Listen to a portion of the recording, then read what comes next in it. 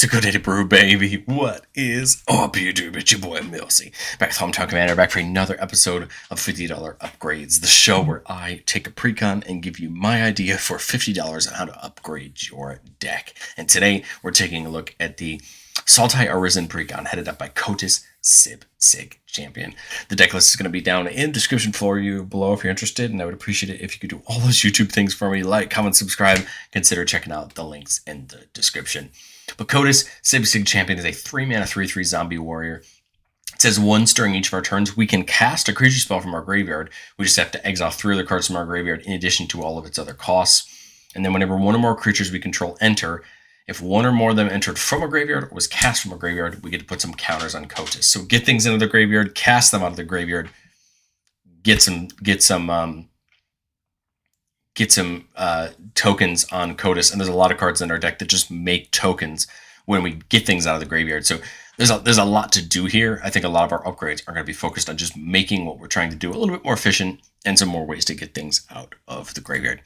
But thank you so much to the channel members. If you're interested in supporting the channel for just $1 a month and seeing all the videos early, check it out under the video below. But let's get into our ads. Remember, we got $50, and the goal is to really just add synergy, add value. It's not to, add one $40 splashy card, because, there is options, of course, to do that. I think we want to target just good cards that really help our game plan. We're adding the Saga from the main set, Awaken the Honored Dead. It's a fun one. Destroys a non-land permanent on the first one, so I think it's worth its 3 mana there. Mills you 2 on the third one, and on the second one. And then on the third ability, you get to discard a card when you do a return target creature or land from our graveyard to our hand. So it kind of really does great things, right? Gets rid of something, mills, gets you something back. Feels great for 3 mana. Yes, you got to wait turns to do it, but I think it's worth it more often than not. I do believe the Planeswalker Grist is in the deck, so I thought it was only right to add the Flip Grist from Modern Horizons 3. On its front side, it says whenever it or another creature enters from our graveyard or is cast from our graveyard, we can pay a green. If we do, we flip it over into its backside. On the backside, the +1 mills us a couple cards and makes a token. The -2 can hit an artifact or enchantment. And then -6 says for each creature in our graveyard, create a token that's a copy of it, except it's a 1/1 insect. Just a brutal ability if done at the right time when we fill up our graveyard. And Grist is going to help us do it by milling on the backside. Hedge Shredder is one of the cards that probably would have been in the precon had it not got printed 2 sets ago or 3 sets ago. Whenever you attack, whenever it attacks, you mill 2 cards. And then whenever one or more land cards are put into our graveyard from our library, we get them back on the battlefield tapped. This is a huge ability, especially with how much we want to be milling. And this will really start to pay off abilities that care about when cards leave our graveyard, like Kheru Goldkeeper there on the right, uncommon from the main set. It says whenever one or more cards leave our graveyard, we get to make a treasure. The good thing about these abilities to note is that when we go to cast a creature from our graveyard, we're going to have a card leave our graveyard when we pay the escape cost. One or more cards is going to leave for that. And then the creature will leave our graveyard, meaning we get kind of 2 sets of these triggers. And that could be important depending on what you exile, right, with the escape costs. Insidious Roots says whenever one or more creature cards leave our graveyard, very good, right, when we're going to cast creatures out of our graveyard, we make a plant token, then put a counter on each plant so you control, and then it adds that all of our creature tokens tap for a mana of any color. This is really nice when we have things like our alternate commander of the deck and other things in the deck that make tokens whenever things, interact with our graveyard and things like that. So that can be really helpful for us. Liliana, Death's Majesty, makes us a zombie and then mills 2 cards. On a plus, her -3 can just get a creature back and it becomes a zombie. A killer ability, right, once we start filling our graveyard. And the -7 can destroy all non-zombie creatures. Interesting for sure, right, especially since you can bring things back as zombies. Lost Monarch of Ifnir is a card I expect to probably see some great play in our deck, especially with how many things make zombie tokens. It says all of our zombies have a flick 3, so if it becomes blocked, defending player loses 3 life. And then at the beginning of our second main phase, if a player was dealt combat damage by a zombie this turn, we mill 3 and return a creature from our graveyard back to our hand. So hopefully we can get a creature card that we can then get around that escape cost, right, and get it back to be able to play it. Muldrotha just basically turns our graveyard into a second hand, allowing us to play a land and cast a spell of each permanent type from our graveyard. This is really nice because then we don't have to pay the escape cost with Kotis, but we can also just cast other things, artifacts, enchantments, lands, obviously with Muldrotha's ability, but planeswalkers. There's other types we can cast from the graveyard that we can't cast with Kotis just allowing us to get more from our turns, especially as we fill our graveyard and kind of turn it into a second hand. Probably one of our single best pieces of self-mill is Ripples of Undeath, a 2-mana black enchantment that says at the beginning of our pre-combat main phase, we mill 3, and we can pay 1 mana and 3 life to put one of the cards we milled back into our hand. This is really important because a lot of times when you're self-milling, it's kind of like a runaway train. Sometimes you're just milling things, and you don't always have a way to get those things back. And what I like about Ripples of Undeath is if you mill a key card with it, you can get it back. And that's where we also want to play things like Peerless Recycling, to return a permanent from our graveyard back to our hand. If the gift was prominent, we get 2 back instead. Yes, it can only hit permanents, so we can only hit creatures, artifacts, enchantments, planeswalkers, that kind of thing. But the key cards in our deck are a permanent, so I think Peerless Recycling still makes a ton of sense. And then if we get too deep, we can use something like Perpetual Timepiece to shuffle our graveyard back into our library if we get really worried about it, or shuffle a bunch of our graveyard back in. It can also just tap to mill a couple cards. Sidisi, the old one and the new one, I mean, to me, both make sense. The old one, whenever it attacks or enters the battlefield, we mill 3, and whenever a creature is put into our graveyard, we get a zombie token. Again, makes sense with all this other zombie rights energy we have laying around. The new one is kind of like a birthing pod for your graveyard. You get to sacrifice a creature with mana value X other than Sidisi, so that's based on the creature that you sacrificed, and you return a creature with mana value 1 plus X from your graveyard back to the battlefield. Again, great to be able to pick and choose what you want to get back at the right time. 6 can mill you a couple cards and put a land from among them into your hand whenever it attacks, but its key ability is in the second half. As long as it's our turn, non-land permanents in our graveyard have retrace, so we can cast permanents as long as we pitch a land card. This is a really nice ability, especially when you pair it with things like Life from the Loam in the Precon that lets us get lands back to our hand every turn, and it can actually get back to our turn with Dredge. Just making sure that we can always cast things out of our graveyard and really just open it up as another option. Squirming Emergence can get any permanent in our graveyard with mana value less than or equal to the number of permanents in our graveyard back to the battlefield. This is really nice because it can hit things other than creatures, which is important at times. Remember, if we mill the right thing at the wrong, we mill the right thing at the wrong time, right? We could get it back and still have access to it. Sultai Ascendancy has a long text box. It was printed a long time ago, but it effectively comes down to Surveil 2. Look at the top 2 cards of your library, put any number of them in the graveyard or back on top in any order. Again, allows us to just see a little bit every turn, even before we draw. Get the things in the graveyard we want, keep the things on top we want to draw, and just help us out. Syr Konrad's going to help us along the way. Whenever another creature dies, a creature is put into a graveyard from anywhere other than the battlefield, or whenever a creature card leaves our graveyard, it deals 1 damage to each opponent. Hopefully Konrad can just sit on our board over a couple turns, just dealing damage to our opponents as we're doing the things we want to do. Terratide is a great board wipe, especially when we start to fill our graveyard.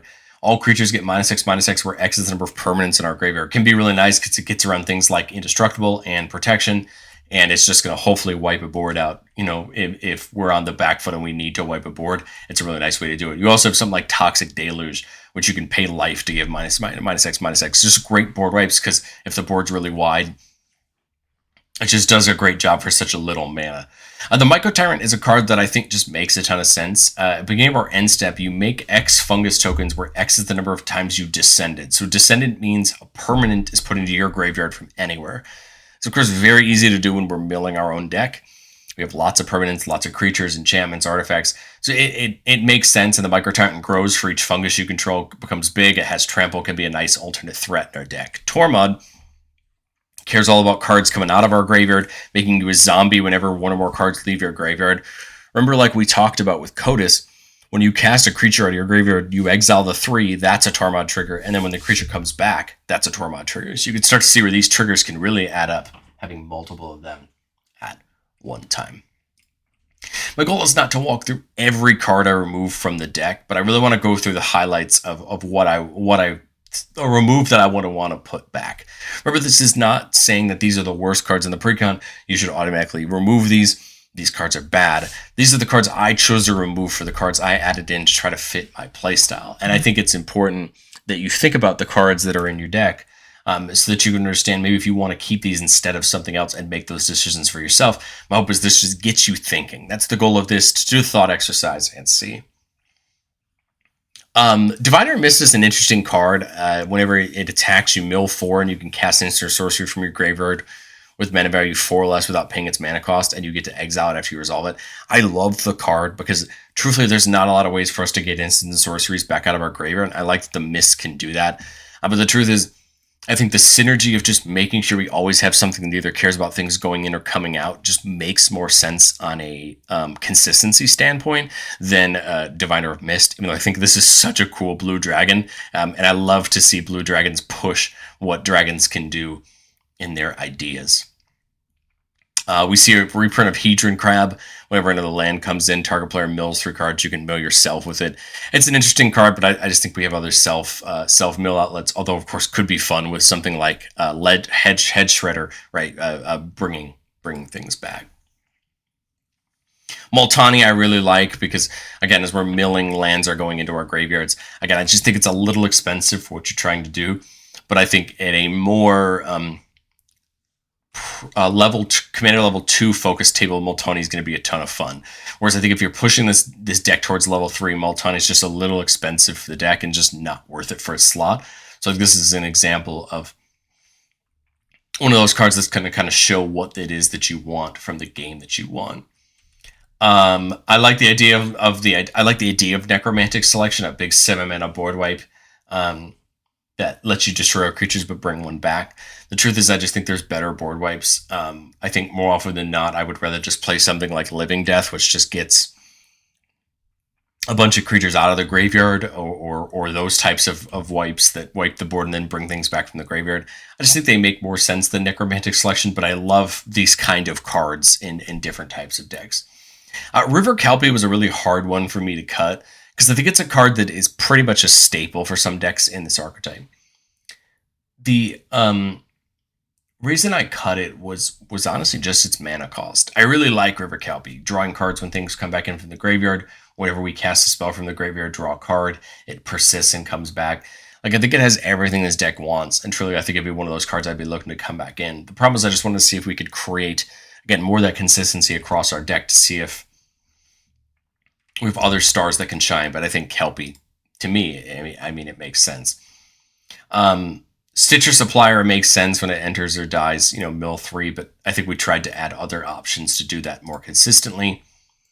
And then I really like the idea of Will of the Sultai, milling 3 cards and returning all lands from our graveyard back to the battlefield tapped. Love the idea of that. We're adding things like Hedge Shredder and some other things that can get lands back, so we're not as worried about that. And I really like the bottom one, just to soup up Codis, give it trample, and make it a real threat. It took a lot for me to cut Will of the Sultai. It was one of the last cards that I cut. I think it's a good card, and it probably deserves the right to come back in to some degree. Probably something we can think about. But the one thing I wanted to do was not just leave it at that. The truth of the matter is, okay, $50 is $50, and $50 gets the deck a long way, I'll be honest. I mean, our modern precons are pretty good, but you can do a lot with just a few dollars to really expand the deck and make it better. But what would I do with the next few dollars? Like, what would be the cards I would target next? Well, Hermit Druid just got a great reprint in Innistrad Remastered, making it a lot cheaper than it used to be. And it's a great self-mill outlet. For a green, you tap it to reveal from the top until you hit a basic land. The basic land goes in your hand and everything else goes in the graveyard. Hermit Druid could mill 5, it could mill 25. You never know with Hermit Druid. And it's kind of interesting when you can really see what you can do with it. The Scarab God, I think, feels really good in this deck. Again, so many things that we care about make zombies when things leave the graveyard or bring things back as zombies. So the Scarab God is a card that at the beginning of our upkeep, each opponent loses X, and we scry X, where X is the number of zombies we control. So can get some damage. 4 mana can exile a creature from our graveyard and get a copy of it as a zombie. Not bad, right? Depending on what effects those things might have. Wand of Orcus allows us to go wide. Gives the equipped creature, as it attacks or blocks, and gives all of it and all of our zombies death touch. And then whenever the equipped creature hits a player, we make that many zombie tokens.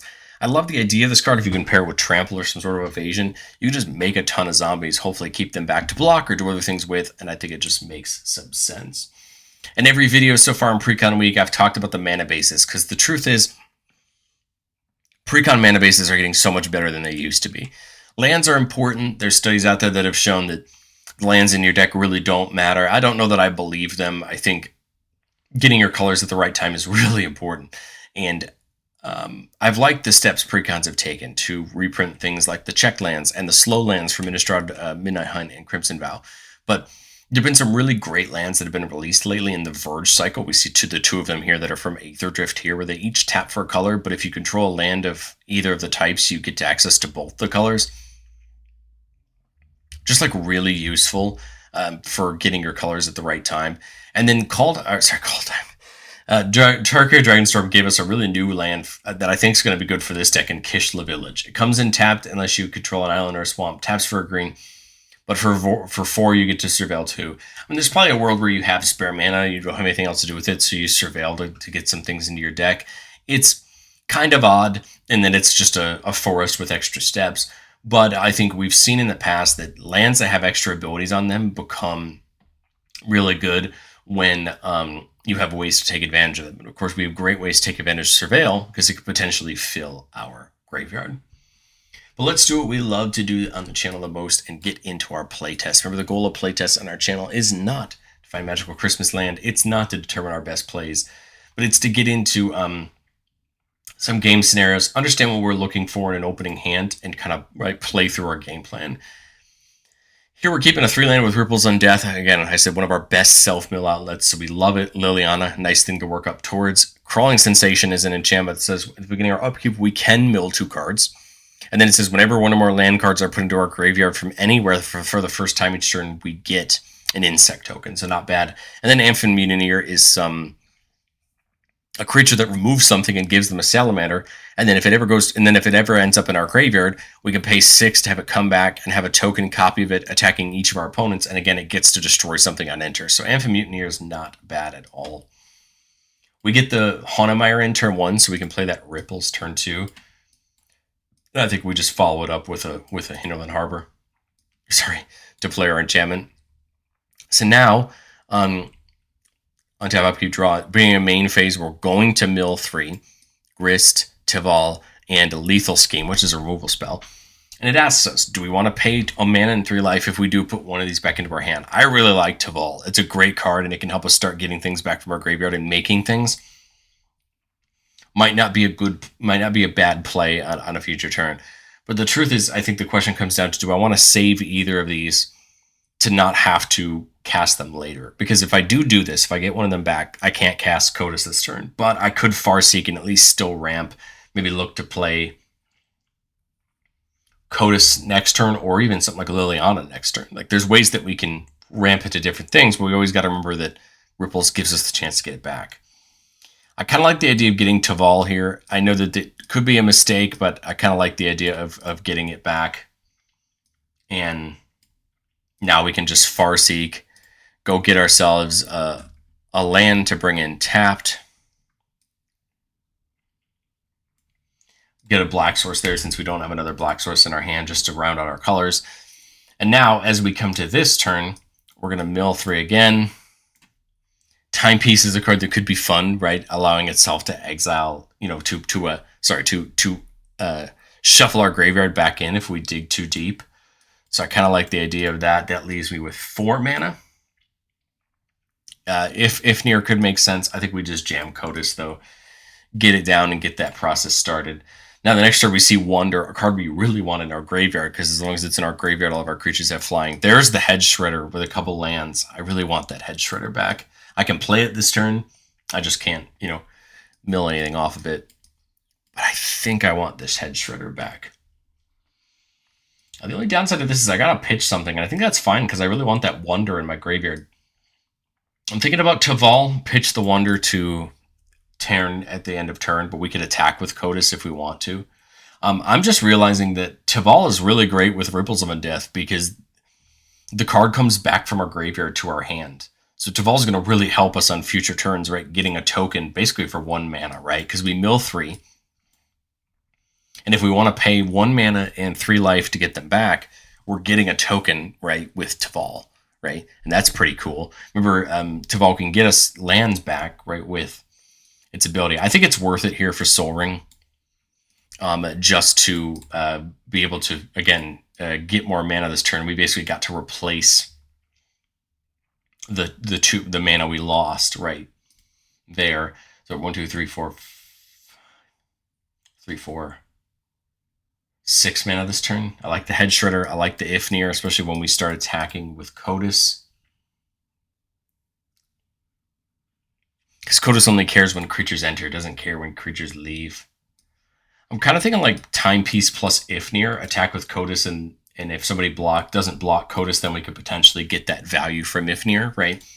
But if not, Taval attacks, mills us 3, and then that's not what I wanted to do. And then bring a land back. I guess we'll just get the Aquifer back. And now, I mean, that not only does that, but it gets us a zombie because something left our graveyard, right?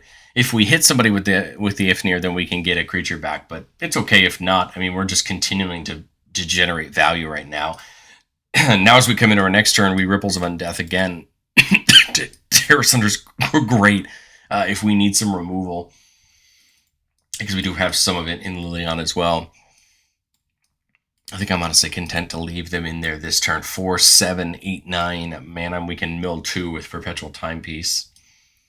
Let's get Hedge Shredder down, just so that way, as we go mill more this turn, we don't have to continue just hemorrhaging cards. Because I kind of want to play something like Sidisi or something like Liliana this turn.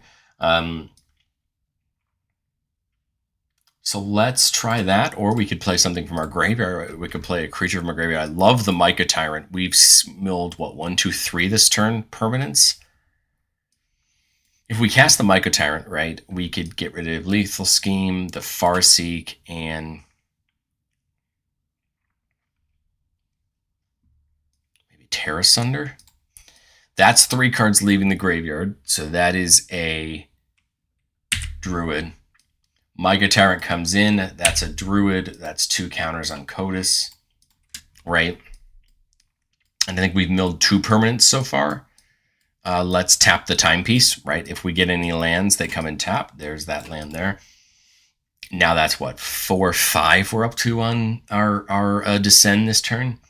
Attack with Taval, right? It mills 3 again. 6, 7, 8 now on our Descend, and we automatically get the Sunken Hollow back. And you could start to see where these mills plus these get backs can be so good. We're making a ton of fungi in the end step, and really truthfully, unless somebody has a way to affect our board, right, we're just going to skyrocket forward in the game.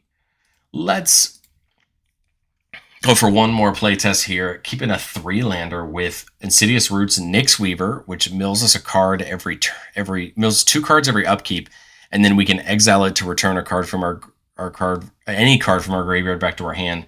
There's the Ifnir and Muldrotha. So we got a really interesting start. Play that Palace, right, since it's got to come in tapped. Turn 2, I don't really see anything too good except the Roots.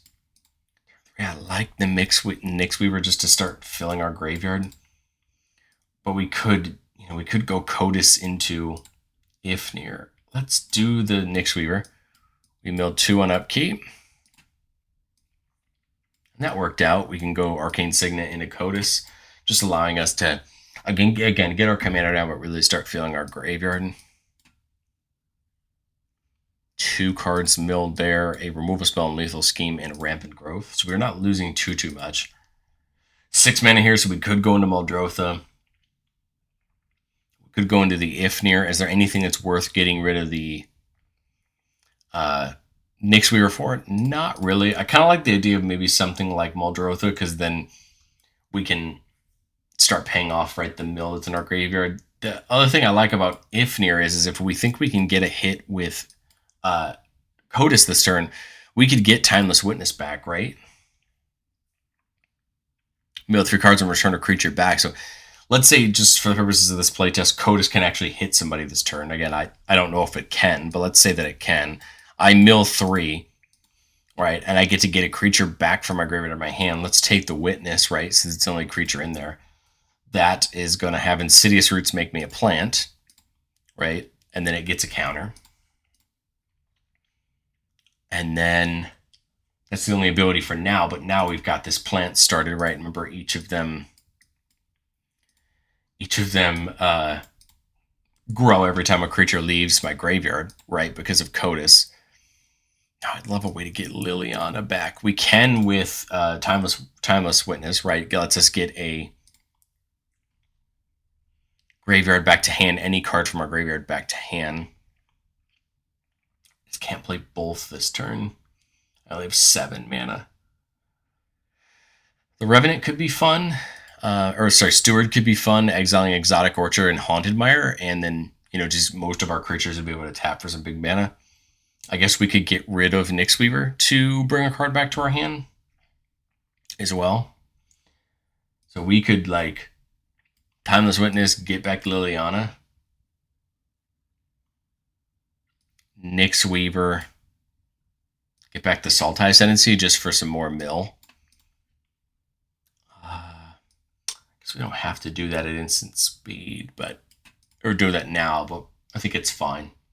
And then, Kotis might be able to hit again, but probably not. Turn 6, it's probably, the board's probably pretty gummed up. But as we come to our next turn, 7 mana, I like Liliana again, I like Muldrotha. We just need some way to start really getting those creatures to leave our graveyard. There's just not many creatures in our graveyard, right? We can do Liliana, make the token. Mill 2, right? Well, there's a creature in our graveyard that we could potentially get back. 2 mana left, so I can't even get it back with that. I guess we could just attack, right? Maybe we could try to get the Timeless Witness to die, maybe, to get it back from our graveyard. Who knows, right? There's options there. The nice part about Liliana is her -3 will trigger Insidious Roots, right? So that's a nice interaction there. As we go to our next turn, again, Liliana can get something back. So if we can try to, it'd be nice to be able to find a way to discard in this spot, right? To get something key back into our graveyard to get back. But I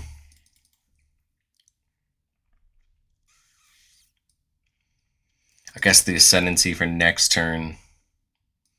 Get Marin back with Liliana, I guess. That's the only one in our graveyard, and I think we still want to do something this turn. Makes us another plant. Plants get a counter. And then, try to run this zombie or this Timeless Witness in it, maybe to get it to die, to get a counter on Marin, right?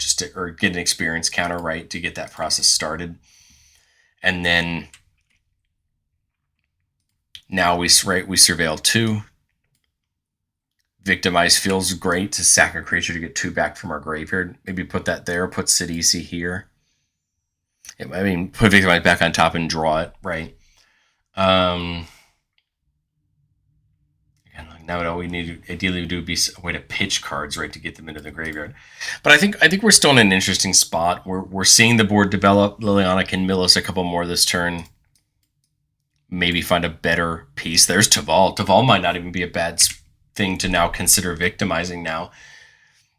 Get rid of one of the...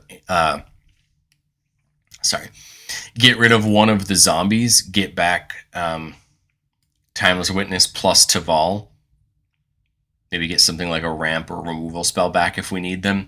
This is creatures leaving the graveyard, which triggers the roots, right? Getting us another plant, growing them.